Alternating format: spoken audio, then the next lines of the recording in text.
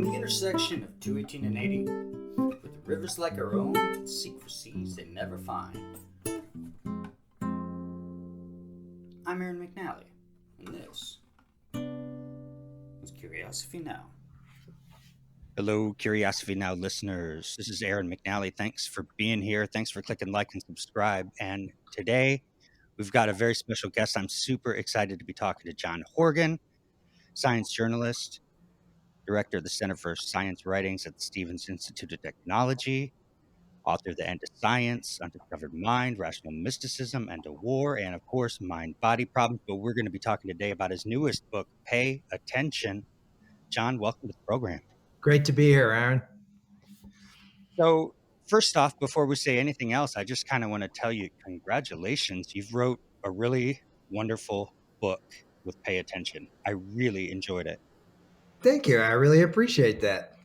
A lot going on in it. I was thinking of it as a sort of micro epic in a certain sense. It reminded me of Leopold Bloom in Joyce's Ulysses. Ostensibly that novel was all about a day in the life of this one character, of course. Whereas Ulysses went from consciousness to consciousness to consciousness, your book sticks to this one character, Eamon Toole? Is that how you pronounce it? I pronounce it Eamon, yeah. Sure. So Eamon Toole is a character surprisingly like yourself. Would you say, I think you called it a work of faction, or do you consider it a novel? Is it a memoir, a novel? What is this thing?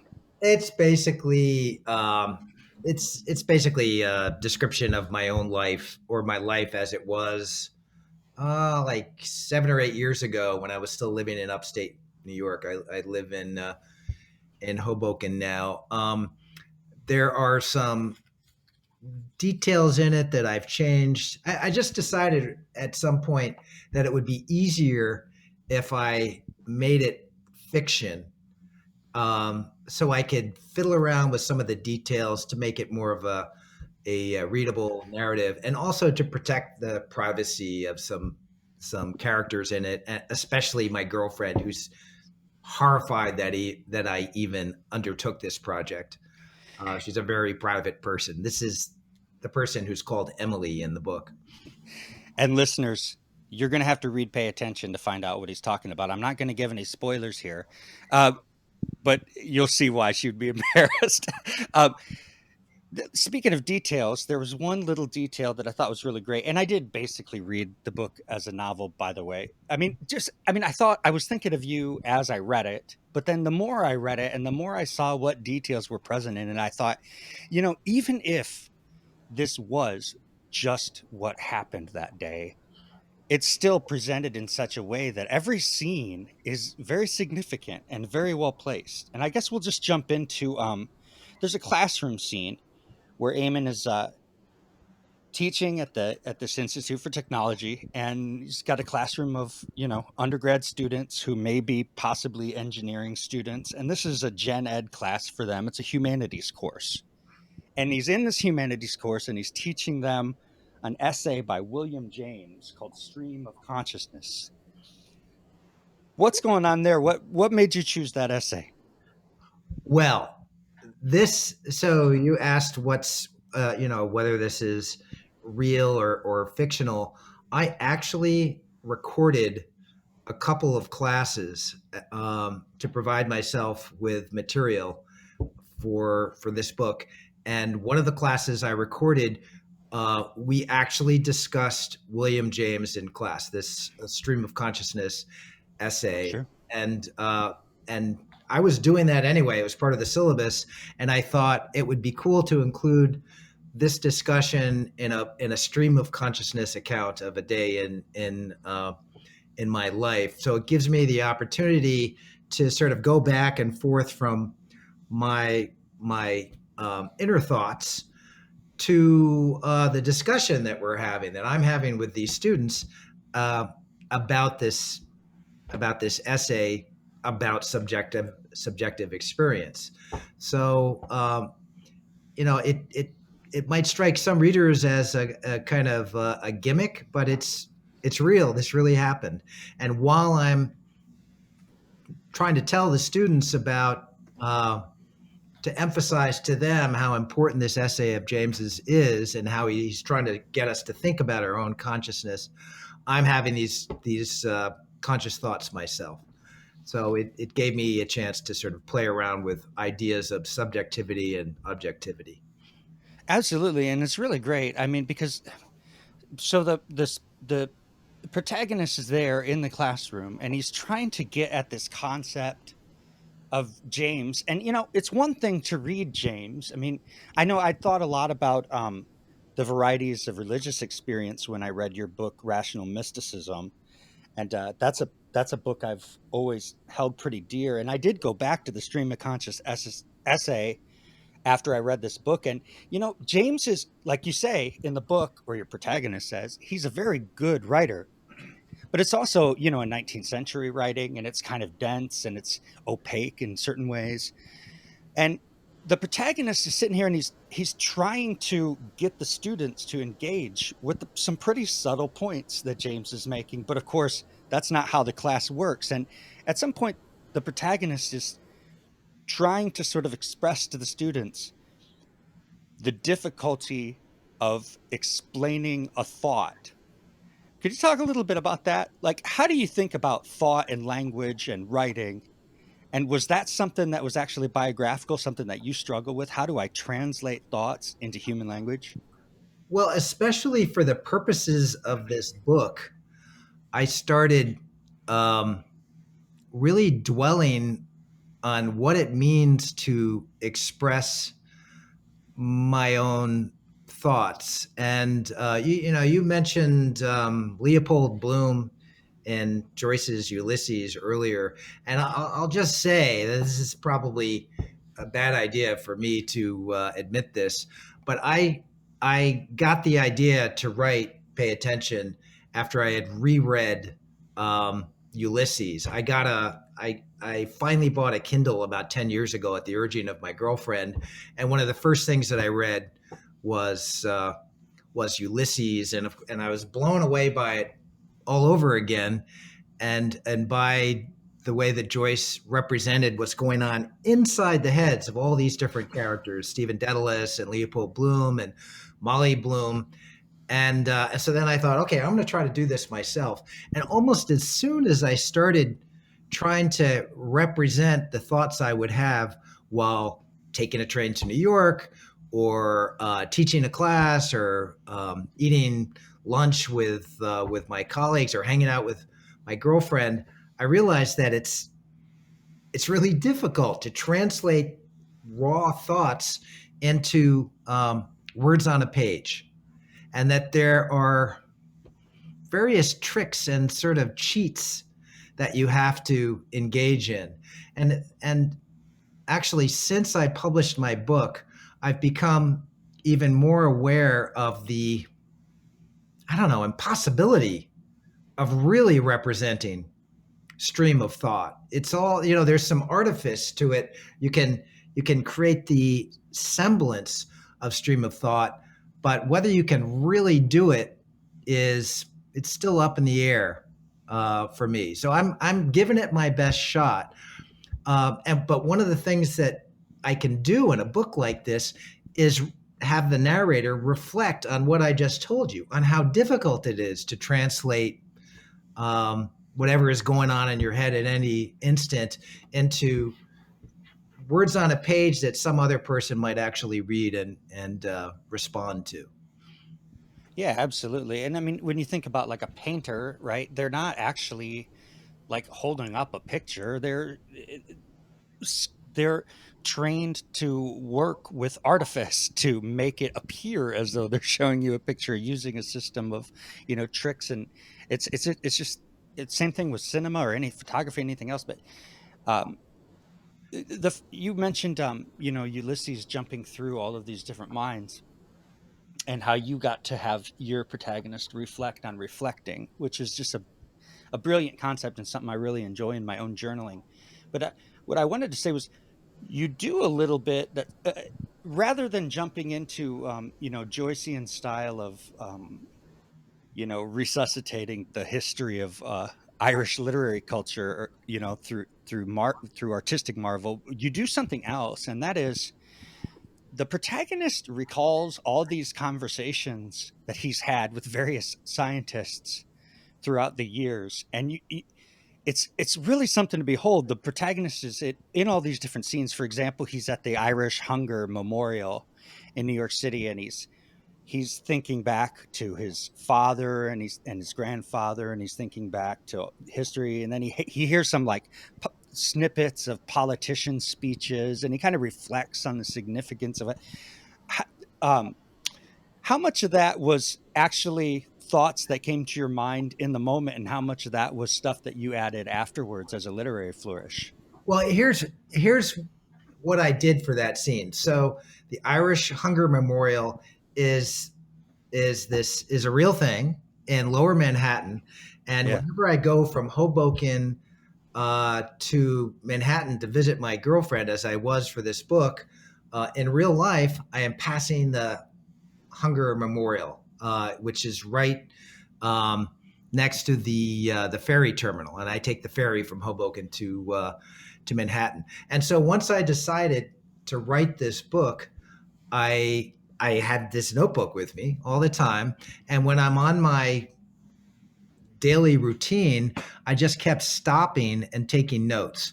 So I'm sure in fact, I know I had looked at the Irish Hunger Memorial a bunch of times before this, but this time I stopped, I took out my notebook, and I started writing down my own thoughts as I'm looking at this thing. And also, I just started transcribing all these inscriptions on the memorial.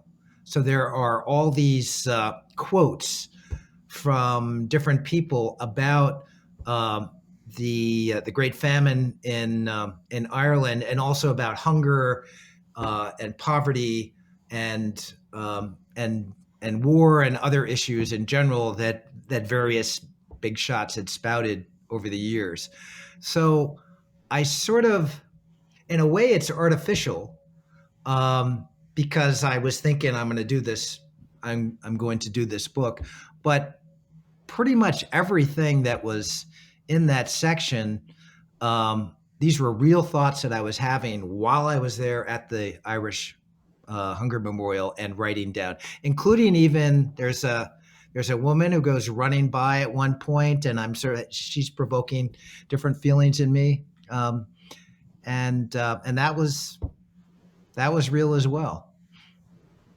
It's fascinating having this conversation, because my mind is experiencing a similar phenomenon to and I'm a writer myself, so it's probably why I have the same experiences as you, keeping journals and looking at my daily experience and stuff. But every time I listen to you talk, I hear so many things I could respond to and ask further questions on. Because you mentioned the runner, and I was actually going to ask a question about New York City and human consciousness, but then the runner ran past, and you mentioned the runner, and sex is an interesting part of this book. And one of the little things that Eamon does is he kind of, it's very unclear to what extent Eamon thinks that Ev Psych is bullshit, and to what extent he's kind of convinced by it. And was one point where he says, "Yeah, Ev Psych, anybody can do that shit," or he's something to that effect. Right.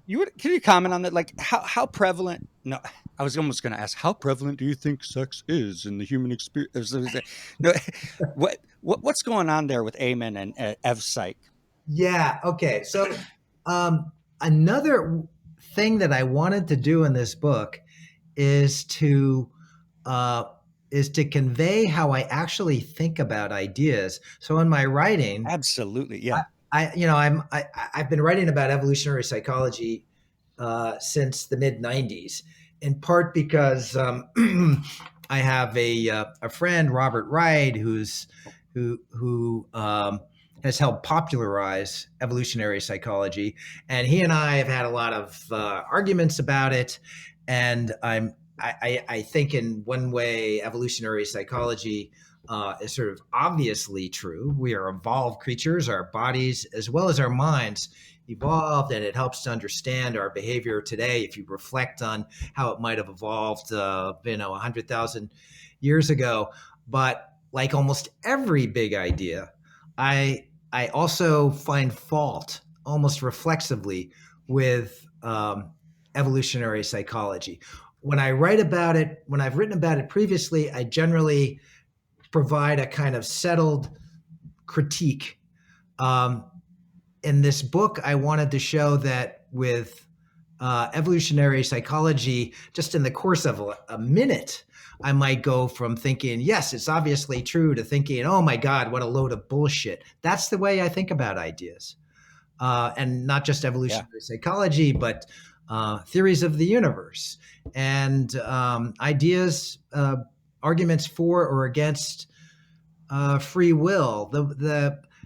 The older I get, the more I think that the way we talk about ideas is phony and artificial, and that all ideas are really embodied and contextual. And it's sort of difficult to make that evident in some way. But with this kind of writing, this type of book, I could do that. And that's one thing. And so that's kind of what's going on in my presentation of evolutionary psychology and other ideas that come up throughout the book. There's a kernel of truth that needs to be taken sort of pragmatically in the context of the culture of the sciences, which are themselves a sort of cultural thing within human culture. Yeah. Is that sounds like were you reading that, or? No, I was just riffing. Oh, okay. Yeah. Well, if I can just sort of elaborate on this a little bit, in a way, this is related to something in my previous book, MindBody Problems. Sure. Was my effort to really dive into what I think is the deepest issue in philosophy and science right now, which is how matter is connected to mind. It's also about sort of the connection of the objective world to our own subjectivity. And the conceit of mind-body problems is that really the mind-body problem is, another way you can put it is what are we? What are we as individuals? What are we as a species? And every single person answers that question in a different way. And the answers that we come up with for the question, what are we really, also evolve throughout our lives as different things happen to us. And we can keep having different conceptions of ourselves. And so the idea that there should be a kind of settled theory of what it means to be human, which is kind of what evolutionary psychology is after, is ridiculous. and it's, of course it's, our ideas about ourselves are going to be really fluid. In my case, I'm having this ongoing argument about what I am and about what other humans are and about my relationship to other people and my relationship to the rest of the world and to matter. And I think that fiction is actually a better way to explore some of these ideas than philosophy and science. I'm so happy that you brought that up, because I think a lot about your experience. You have an undergrad, and I'm not exactly even sure. I think it was in English was your undergrad, and you're a writer, but you hang out among scientists. And I'm kind of, really curious about that experience. And there's a scene in the novel where Eamon is recounting an experience he had where he really pissed a scientist off by critiquing their work, and the scientist just tore into him like, you don't know what you're talking about. You're an ignoramus among informed people, and you're just, spouting your mouth, but you don't even know what you're saying. And Eamon says, I grinned and took it all in because I knew that I had gotten through to him. Can you talk a little bit about that scene? Yeah, that was another real scene. That was, I went to this conference in Europe. This must have been about 15 years ago. And I ran into this Nobel laureate named Gerald Edelman. He had done something important in immunology and then had set out to explain consciousness. And I had a section of The End of Science that treated him in a pretty rough way. And I had never heard from him after The End of Science had been published, and that was in the mid '90s. And so here it is, more than 10 years later, and we're at this conference, and I was, I didn't know whether he'd even read my book, and so then I had given this talk in which I'd kind of teased him in front of this whole audience, and it turned out that actually he had read The End of Science, and he'd been really angered by it, and let me have it. I guess I'm trying to show that I'm not proud of how I reacted to him. I guess I get too much pleasure out of poking scientists whose egos I think are maybe too large. I should say that I love hanging out with scientists, though. And even with this guy, when I originally interviewed him, he had really fascinating ideas about the mind-body problem and about how consciousness arises from neural information processing. But I guess over the decades, my relationship with scientists has been complicated, and that's one reason I was throwing that in. I'm trying to show sides of my personality that aren't necessarily that appealing. It's interesting. Yeah, you certainly have something of like an apologetic nature in some of the prose, where Eamon's kind of hard on himself sometimes, and sometimes it's like, "Hey, buddy, hey, you're doing all right. You don't need to worry so much." But I'm glad you brought up scientists and ideas, and I want to make a hard left right now, if you're cool with Sure. just going off the tracks, because one thing I think about a lot when I read your work and listen to you talk to scientists, which you can check out. John does a show called MindBody Problems as well on bloggingheads.tv. You can catch it on YouTube as well. I think you're doing some really interesting work, not in a technical philosophical way, but essentially you're looking at ontology to some extent. And talking to these scientists is really fascinating. It's occurred to me several times that, speaking of, scientific hubris, you hear somebody like Dawkins, speaking really horribly about religion or whatever. And I think sometimes that scientists don't understand the poetic, symbolical world because they have so much rich data in front of them. They're constantly investigating new things on a daily, working with hard research, that sometimes the ones who are publicly vocal about things as they pertain to the nature of being, they just don't understand why would the quote unquote layperson want to cling to these more symbolical ideas. And of course, the irony is that there are many, many biologists who go to church every Sunday. We just don't hear from them, right?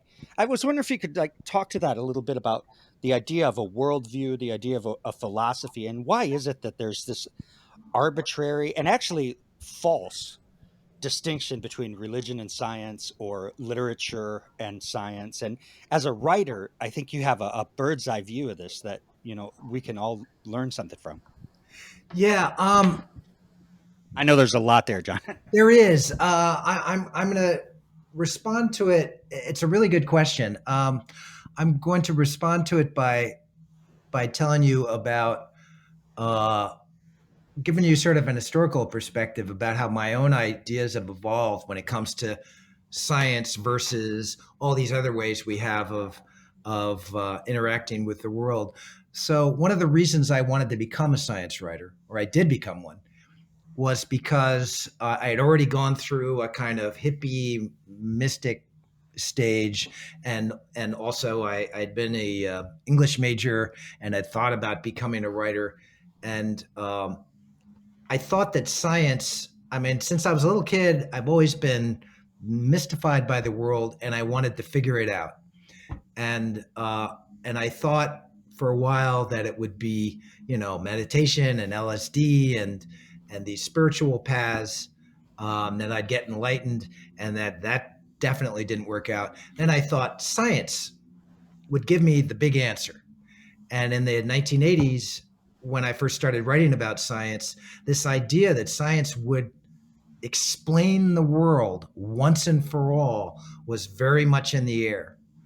The end of science, in a way, is describes my disillusionment with that idea that science can explain the world once and for all. The more I look back on, but I took that idea seriously for a while. That science can solve the riddle of reality.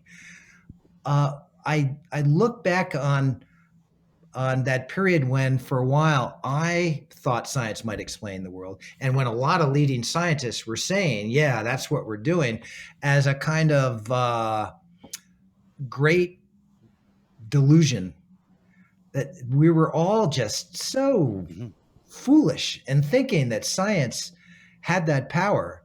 And so, as more time has gone on, I've seen the delusion more and more clearly, and I realized that science, for all its power, is just sort of scratching the surface of reality, and that we need all these other ways to understand the world, and that there cannot be, this is, I guess, my sort of dogmatic anti-dogmatism. I don't think there can be. I know there will never be a complete description or account of reality. That our worldviews are going to constantly evolve, and that my individual worldview is constantly evolving as I age and as I have more experiences and I meet other people who have interesting ideas about the world. And there's even a kind of ethical dimension to this. It seems to me that, of course, I understand the yearning to know what's going on, to have some kind of great revelation that makes sense of the world. But I am also horrified at the thought that humanity might at some point decide that it really does have the answer to existence, which tells us who we really are and how we should live and all that, because it means that we have limited our own freedom to explore new ways of being in the world and new ways of seeing the world. So there's sort of a trade-off between freedom and certainty, and I'm leaning strongly toward freedom these days. So this is sort of a long-winded way of answering your question, but I'm trying to say that I'm excited by science has blown up recently. The whole idea that there's one way of seeing the world and that materialism can explain everything. I think even many leading scientists have and philosophers have rejected that, and now every wild idea is being reconsidered. Not only is panpsychism back, but it's back in several shades. Yeah, and I think it's great. I think it's exciting, and I see it as kind of a piece with a possible, and now I'm really showing my wishful thinking, of a possible sort of political renaissance where we can get rid of some of these old structures that have limited our freedom and discover something new. Sure. But maybe, that, as I said, that's my hope. Whether or not that will happen, things could definitely go in the other direction. Well, I was just going to say, there's a scene in the book where you're trying to talk about the James essay with your students, and I'm sorry, Eamon is talking to his students, and one of the students just like randomly brings up ESP, and Eamon kind of has to like pivot to like where the class discussion is going, and instead of poo-pooing ESP and just like grimacing and sighing loudly, he sits and says, okay, so what's being claimed? What what are we doing with that claim, and how do we think about it scientifically, while still entertaining the possibility that it could be legitimately thrilling if ESP could really be a thing. And it's a fascinating thing that he was deft enough to pull that off. And the other thing I want to say, and related to this, another scene in the book, a couple scenes actually, is that Eamon's relationship with Emily, a lot of what's going on there is him figuring out, how do I balance this relationship with this woman who's into tarot cards? And he's trying to figure out, like, I think this is bullshit, but yet he also lets her give him readings, right? And he's wanting to value the relationship, and he's learning how to walk that razor's edge between his assumptions and being open-minded enough to cultivate a rich relationship. Could you talk a little bit about that? How do you, I mean, it kind of just goes into what you were saying already, but this idea that, yes, let's be open-minded, but we also need to maintain skepticism in order to think about things rationally. Yeah, I mean, this has been kind of a lifelong struggle for me. Is there's part of me that is kind of a natural skeptic and critic and doubter, but I also love to have my mind blown. I love to encounter ideas that are completely contrary to what I think is a sensible view of the world. And so this is a real tension in me, and it's a real tension between these two characters in the book, Eamon Dolan and his girlfriend Emily, and it's something that actually is in my real life and comes up all the time in my relationship with my girlfriend. I'm in a more general sense, I'm fascinated when I encounter people who believe things that I can't believe. So I grew up Catholic, but I stopped believing in the Catholic version of God by the time I was maybe 11 or so.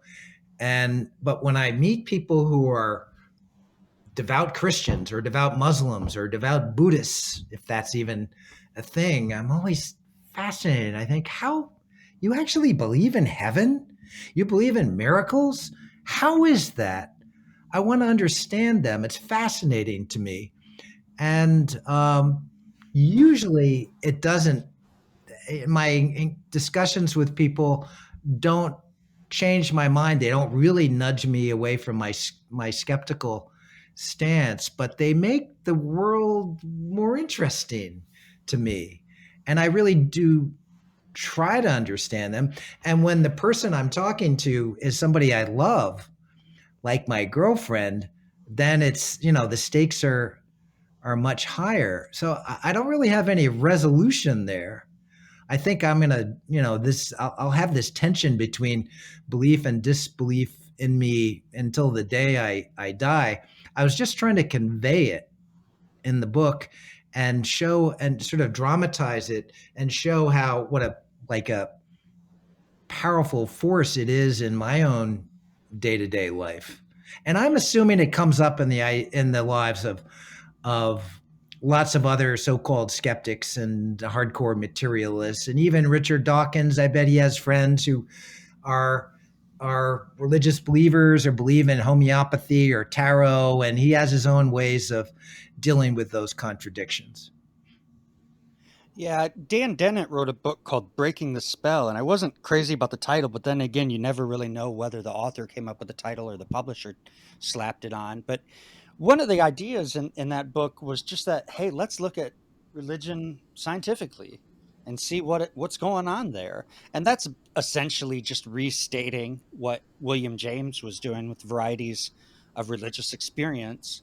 The thing is that when you start thinking about double-blind studies and control groups and scientific method and different ways of going about things scientifically, how do you actually look at religion from a scientific perspective? And I think it's really more about trying to, as best we can, be charitable and objective. And the writer really has something to offer in this realm, I think. Yeah, and Um, and I think fiction is maybe a better place to explore some of these ideas even than philosophy. So somebody like Dan Dennett, and I sort of I think of myself as an amateur philosopher. I've most of my writing for Scientific American over the last couple of years has been what I would call philosophical in nature. The problem with philosophers, this is the kind of thing that you know makes philosophers so annoyed with me to the extent that they notice what I'm doing at all. But the problem with philosophers is that they're still stuck with this idea that there's a right way of looking at things, that there is a solution to some of these problems that we've wrestled with, like how does matter generate mind? Does free will really exist? Is there any kind of purpose or direction in existence? And so they struggle with these ideas, and they try to produce these proclamations. When I think that the way to deal with these issues really, it's almost like philosophy is a gigantic category error. Because philosophy thinks that there is a truth. I mean, how should we live our lives? What are the moral rules that should constrain us? And that's been a big project of philosophy for for thousands of years as well. Sure. And there's no resolution, and of course there can't be any resolution. Fiction acknowledges at the outset that it is just imagining possible resolutions to some of these great issues that humans have struggled with pretty much forever. And I think that is actually something that philosophers should acknowledge, that there is no resolution. I think some philosophers, probably maybe postmodernists, have reached that sort of conclusion, but I'd say mainstream philosophy still thinks it can answer these questions. So some of my favorite philosophers are fiction writers. Like Borges is probably my favorite philosopher, because he treats all the big philosophical questions as sort of MacGuffins for creating these little fictions that Yeah. offer all these different ways of looking at the world, but again, assuming that there is no correct way and cannot be a correct way of looking at the world. And therefore, fiction is the best way to approach these things. I really try not to make these about me, but I have to share an anecdote in relation to this. So last summer, me and two buddies put together a little amateur philosophy book group, and I have never taken a philosophy course. And they had both taken, like, intro to philosophy, maybe a couple more when they were in college. And we just got together and read the Symposium of Plato. And it was a really nice little chat. They picked that book because I was a novice and it's kind of an introductory text. But, we got to the end of it, and, in the symposium, it's the drinking party. They're all together at this guy's house, and they're having wine, and they're all talking about the same theme. And the theme is love. And you go through character to character to character, and they're all talking about their idea of love, and they all have different frames of reference for how they think about it and why they think what they think. And it comes to Socrates, and of course, Socrates, when it comes to him, it gets even weirder, because he starts talking about this conversation he had with somebody else, and instead of just answering the question, he talks about a conversation he had with this woman, Diotima. And anyway, so we're talking about this book, and we're sitting in a nice park. We got our masks off, we're socially distanced, and it's really thrilling to even be talking to humans at all last year. And I said to them, I said, so Plato lays this out so that we hear all these different perspectives on the topic, and then finally we hear Socrates, and Socrates has it as a question in a conversation he had. I said, do you think that Plato is positioning Socrates as the authority on the matter? Or do you think that Plato's positioning Socrates as simply one character out of many talking about the topic. And the whole point of the symposium, the thing's called the Symposium, or at least that's the modern title, I don't know how they refer to it in Greek, is that there are all these different perspectives. And the guys had to concede, they were like, I think Socrates is just one character. I really do think it's supposed to be like kind of a sum is greater than the parts. And you hear some people getting back into virtue ethics and going back to Socratic method and there's been a pivot away from analytic philosophy to some extent. And I think maybe you've planted a few of those seeds yourself, John Horgan. That's a great story. I haven't read that much Plato. I teach the parable of the cave to my freshmen every semester, and I've read a little more Plato and Socrates than that. But what you're describing to me points to this really deep paradox or irony in the whole literature of Plato, who's writing about this character Socrates, which is that on the one hand, Plato is constantly suggesting that there is a truth, there is a right way of looking at the world. And if you're a philosopher as smart as Socrates or Plato, you might have the privilege of seeing the world in this way, and what's good and true and beautiful. But he even denounces poetry and fiction; these can lead us astray. But he's presenting these ideas in this kind of dramatic, fictional form, with all these conversations between people who may or may not be real characters, and with all these stories, anecdotes, metaphors, like the parable of the cave. So there's this tension there between the idea that there is one correct way to see things and the form of it, which is fictional and kind of poetic, which undercuts the idea that there is a correct way of seeing things. I think this is part of what makes us keep going back to some of this ancient Greek philosophy, because it's ironic to the core, and it resists any kind of simple reading, and I think that's appropriate to the subject. There are no answers to human existence. So John, listeners can of course check out your Scientific American column. They can also check you out on bloggingheads.tv. What do you think? Are you going to write any proper fiction after this? My next project for the last year, this started out as a COVID shutdown project, and it's really consumed me over the last year. I decided to learn quantum mechanics once and for all with the mathematics, in part because I'd been denounced by so many scientists as an ignoramus, as this guy Gerald Edelman did in the scene that you brought up earlier. And so I've been trying to learn quantum mechanics with linear algebra and integral calculus and Fourier transforms and all that kind of stuff.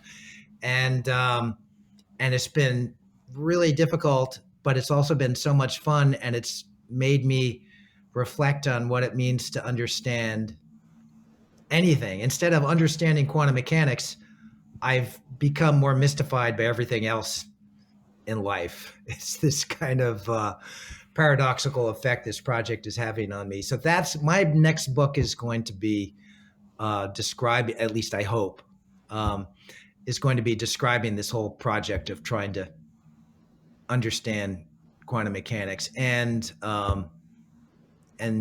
that is leading me back to some of these questions about what it means to understand everything or anything. Fantastic. I can't wait to see what you come up with after that. It's been a joy talking to you. I want to thank you so much for taking the time to talk to Curiosity Now. Hey, my pleasure, Aaron.